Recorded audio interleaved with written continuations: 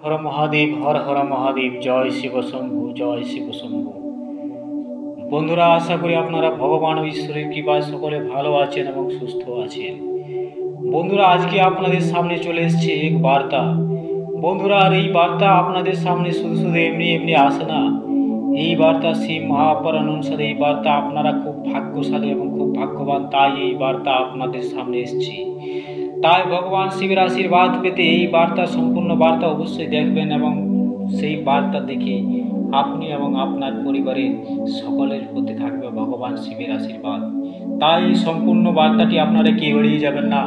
আপনারা খুব ভাগ্যশালী এবং খুব ভাগ্যবান, তাই এই শিব মহাপুরাণের বার্তা আপনারা অবশ্যই মনোযোগ সহকারে শুনুন। বন্ধুরা, আজকে আমি শিব মহাপুরাণ অনুসারে আপনাদের একটি গোপন তথ্য বা একটি গোপন বার্তা আমি আপনাদের সামনে নিয়ে এসেছি। সেই বার্তা অবশ্যই আপনারা কেউ এড়িয়ে যাবেন না। মাঝপথে কেউ যদি সেই বার্তা এড়িয়ে যান, অবশ্যই আপনার পাপ লাগবে। তাই সম্পূর্ণ বার্তা অবশ্যই দেখুন। সম্পূর্ণ বার্তা দেখে ভগবান শিবের আশীর্বাদ লাভ করুন। শিবের অঙ্গে ভস্ম লেপনের কারণ কি এবং শিব কি ভস্ম মেখেছিলেন? কৈলাসে বসে হর পার্বতী কথা বলছেন। নানা কথা বলতে বলতে পার্বতী একসময় শিবকে জিজ্ঞাসা করলেন, হে নাথ, তুমি অঙ্গে ছাই মাখো কেন? মহাদেব বললেন, হে দেবী, এই বিষয়ে একটি কাহিনী বলবো, তুমি শোনো। ভৃগু বংশে এক ব্রাহ্মণ ছিলেন, নাম বিদ্যা। একবার তিনি ঘোর তপস্যা করলেন। শীতে জলের মধ্যে বসে, গ্রীষ্মকালে চারপাশে আগুন জ্বেলে এবং বর্ষায় বৃষ্টিতে ভেজে তপস্যা করতেন। প্রথম অল্প মাত্র একবারই খাবার খেতেন। তারপর শুধু গাছের পাতা ফল খেয়ে থাকতেন। তারপর বায়ু খেয়ে ঘোর তপস্যা করলেন। তারপর হে দেবী, শোনো এক আশ্চর্য ঘটনা। তার আশ্রমে যত জন্তু জানোয়ার ছিল, যেমন ভাল্লুক, শ্রীকাল, সিংহ, বাঘ, হাতি প্রভৃতি, সকলে হিংসা ছেড়ে কেবলমাত্র ঘাস খেতে আরম্ভ করলো। আরও আশ্চর্য ঘটনা, তারা বন থেকে ফলমূল এনে সেই ব্রাহ্মণকে দিত, যেন তার চাকরের মতো কাজ করত তারা। মাংসাশী জন্তুরা তৃণভোজী হয়ে গেল।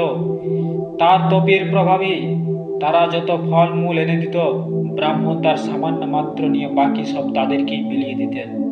প্রথম দিকে সেই ব্রাহ্মণ ফলমূল আহার করত, তারপর কেবল পণ্য খেয়ে থাকত। সেই জন্য তার নাম হলো কর্ণার্ধ। ক্রমে তাও ছেড়ে দিয়ে কেবল বায়ু আহার করত। এইভাবে তপস্যা করছে সে। সব সময় আমার চিন্তা হয়, আমার রূপ সে তার হৃদয় মাঝে চিন্তা করে। ক্রমে আত্মা পবিত্র হলো। তার দেহ থেকে এক জ্যোতি বের হতে লাগলো, জ্বলতে লাগলো ত্রিভুবন। আমি বর দিতে গেলাম সন্তুষ্ট হয়ে।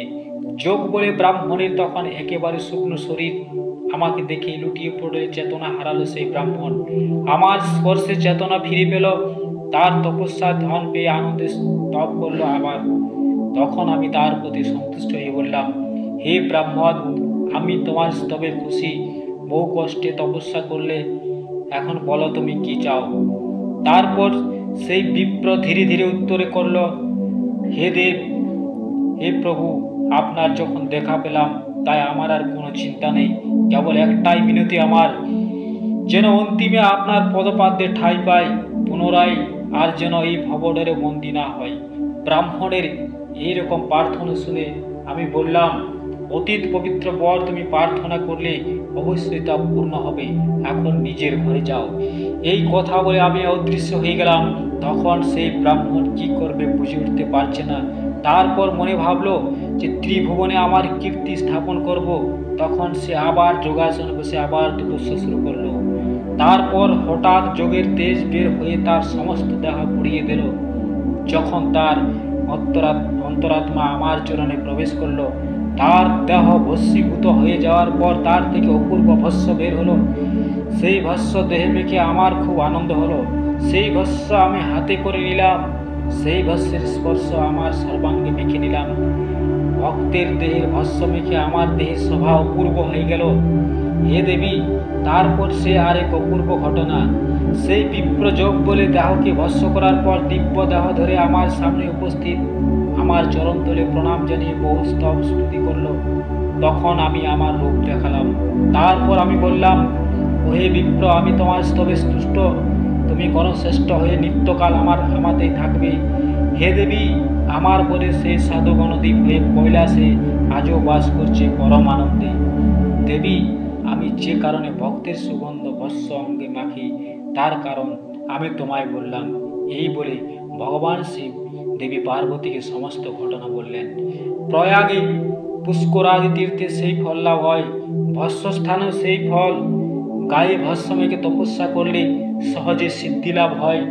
রাক্ষস পিশাচাদের থেকে ভয়ে দূরে যায়।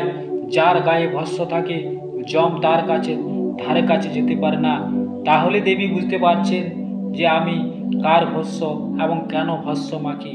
সম্পূর্ণ তথ্য শিব মহাপুরাণ অনুসারে। বন্ধুরা, ভিডিওটি ভালো লাগলে ভিডিওর কমেন্টে অবশ্যই হর হর মহাদেব লিখতে ভুলবেন না। ভগবান শিবের আশীর্বাদ আপনাদের সকলের উপর থাকবে। আর ভিডিওটিকে লাইক একটা অবশ্যই করবেন। এই ধরনের গুরুত্বপূর্ণ তথ্য পাওয়ার জন্য আমার চ্যানেলটিকে সাবস্ক্রাইব করতে ভুলবেন না। পাশে থাকা বেল আইকনটিকে অবশ্যই অন করে দেবেন। ভগবান শিবের ইচ্ছায়, শিবের কৃপায় আপনারা সকলে ভালো থাকুন, সুস্থ থাকুন। পরের ভিডিও দেখার জন্য অপেক্ষায় থাকুন। ধন্যবাদ।